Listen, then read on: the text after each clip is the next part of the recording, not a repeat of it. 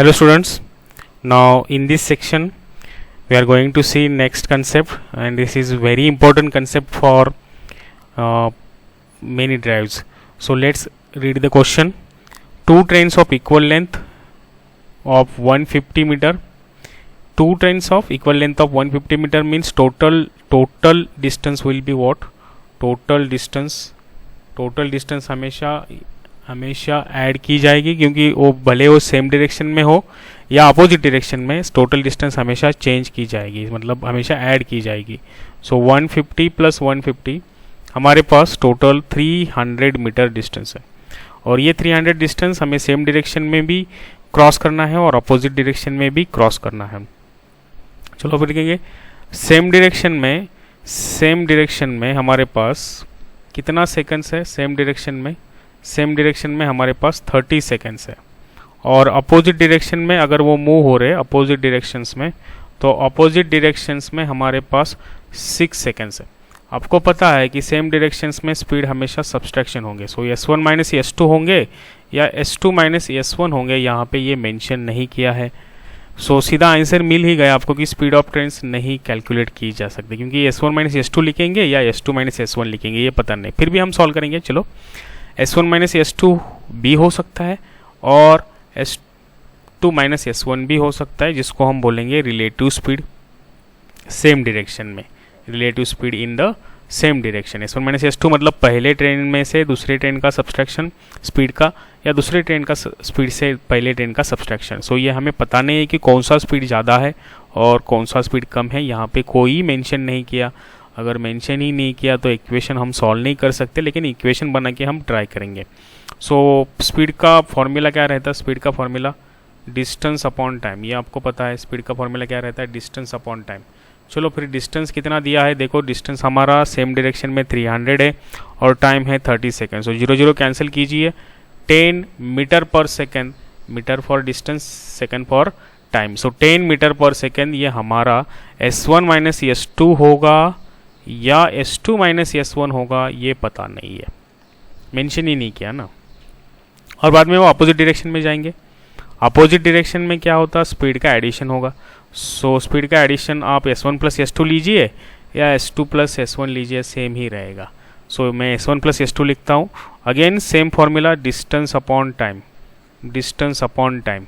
So distance कितना है? 300 ही रहेगा. दोनों के लिए डिस्टेंस हमेशा सेम रहेंगे, सेम डायरेक्शन में वो मूव रहे या अपोजिट में सेम ही होंगे. टाइम कितना दिया है? 6 सेकंड दिया है. अपोजिट डायरेक्शन का टाइम कितना दिया है? 6. और इसको हम सॉल्व करेंगे तो हमारा आंसर आएगा 50 मीटर पर सेकेंड. सो ये हमारा आ जाएगा S1 प्लस S2. सो हमारे पास 3 इक्वेशंस है, ये S1 प्लस S2 वाला एक इक्वेशन या ये 2 इक्वेशंस. सो कौन सा इक्वेशन यूज़ करके आंसर फाइंड करेंगे हमें पता नहीं है. मतलब वी कांट सॉल्व इस solution, we can't get values of speeds of train, exact values. So this is your answer. Can't be determine, ये ऑप्शन हम क्या करेंगे? चूज करेंगे. ओके, सो समझ में आया कि हमें डिस्टेंस तो मिला है 300 मीटर, दोनों सेम है. 150 प्लस 150 300 हो गया. अभी वो सेम डायरेक्शन में जाएंगे तो दोनों का स्पीड का सब्सट्रैक्शन होगा. सो आप यहाँ पे कोई मेंशन ही नहीं किया है कि कौन सा स्पीड ज़्यादा है. So you can take 3 values, S1 minus S2 और S2 minus S1. So here is a confusion, and whenever there is a confusion we can't solve the value. so इस टाइप के क्वेश्चंस हमेशा ज़्यादा data सफिशिएंस में आते और वहाँ पे स्टूडेंट्स गलती करते हैं. सो याद रखना, अगर पॉसिबल इक्वेशंस है तो आपको पॉसिबल इक्वेशंस लिखने पड़ेंगे, और जहाँ पर भी पॉसिबल इक्वेशंस आते हैं वहाँ पर हमें सफिशिएंसी का प्रॉब्लम हमेशा रहेगा. Now try to solve same question. यहाँ पे वही सेम क्वेश्चन है. इक्वल लेंथ बोलिए, लेकिन लेंथ क्या है मेंशन नहीं किया. और they are moving in same direction in 1 minute मतलब 60 सेकेंड्स आप लिख सकते हैं, और अपोजिट डायरेक्शन में 10 सेकेंड्स दिया है. सो दो रिलेशंस हमेशा दिए हैं. तो यहाँ पर भी सेम कंसेप्ट यूज़ करेंगे. देखो आपको पता है कि टोटल लेंथ प्रोवाइड नहीं की है, इक्वल लेंथ बोला है, खाली इक्वल लेंथ बोला है. सो ये प्रॉब्लम तो हम सीधा आंसर दे सकते हैं कि सर स्पीड ऑफ ट्रेन मिलेगी ही नहीं, क्योंकि कौन सा स्पीड से वो एक दूसरे को अपोजिट में कवर कर रहे हैं या किस स्पीड से वो सेम डायरेक्शन में एक दूसरे को अपोजिट कर रहे, इंडिविजुअल स्पीड हमें पता ही नहीं है। सो डायरेक्टली हम इस टाइप के क्वेश्चंस को कांट बी डिटरमाइन आंसर लिख सकते हैं, लेकिन फिर भी यहाँ पे हम आपको एक्सप्लेन कर देंगे। अभी देखो यहाँ पे रिलेटिव स्पीड तो दिया नहीं है, स्पीड का कुछ प्रॉब्लम नहीं, खाली बोला है कि सेम डायरेक्शन में, सेम डायरेक्शन बोला है। सेम डायरेक्शन में क्या होता है, एक तो s1 माइनस s2 होगा या फिर s2 माइनस s1 होगा। स्पीड कौन सा होगा, कौन सा स्पीड ज़्यादा होगा पता नहीं है, इसलिए मैंने दो इक्वेशंस लिखे। और फिर अपोजिट डायरेक्शन में बोला है, अपोजिट डायरेक्शन में बोला है। अपोजिट डायरेक्शन में क्या होता है, अपोजिट डायरेक्शन में क्या होता है, दोनों स्पीड का एडिशन होता है, s1 प्लस s2 लिखिए।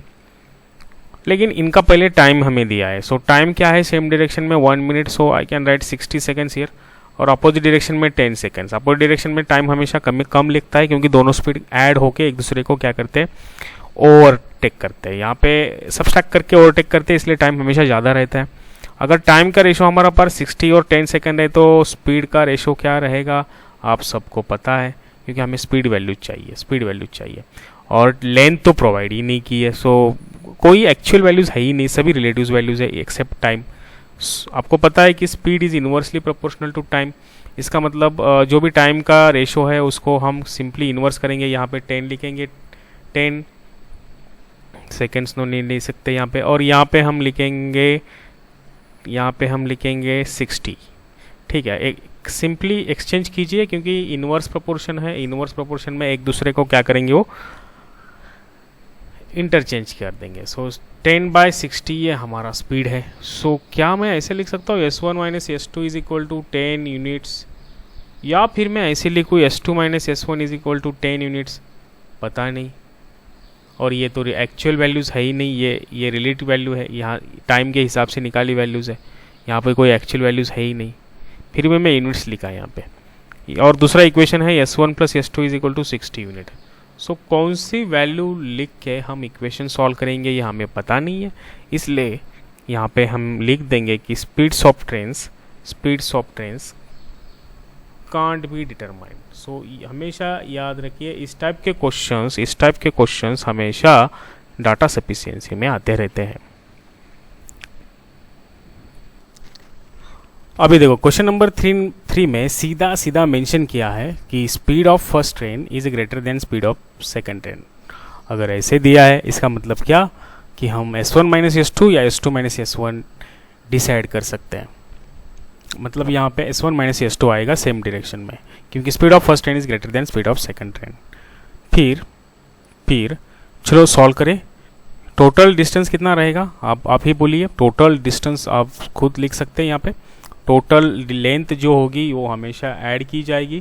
टोटल लेंथ हमारे पास है 240 plus 280, 240 plus 280, 240 plus 280 is 520 metre हमारे पास टोटल लेंथ है।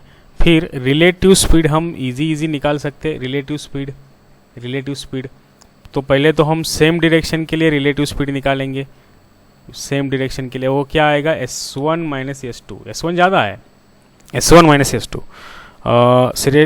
स्पीड निकाल रहे हैं, इसलिए हम फॉर्मूला लिखेंगे डिस्टेंस अपॉन टाइम।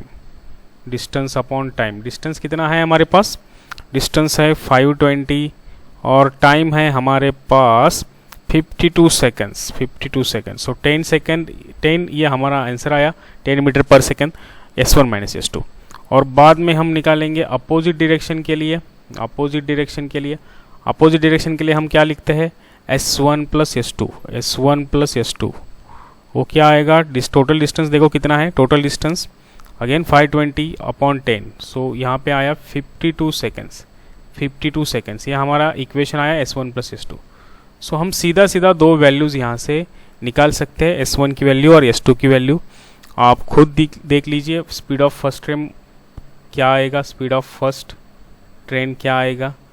सो हम ये दोनों ऐड करेंगे सीधा, s2 क्या हो जाएंगे, cancel. So 2s1 is equal to, यहाँ पे ऐड करेंगे तो 62। So s1 is equal to 31 metre per second. ये हमारा क्या आया, आंसर आया 31 मीटर पर सेकंड। इसको हम फिर किलोमीटर पर आवर में भी कन्वर्ट कर सकते हैं। So this is what the main question set for campus recruitment. Now we will move towards next type of questions in the upcoming videos. Thank you.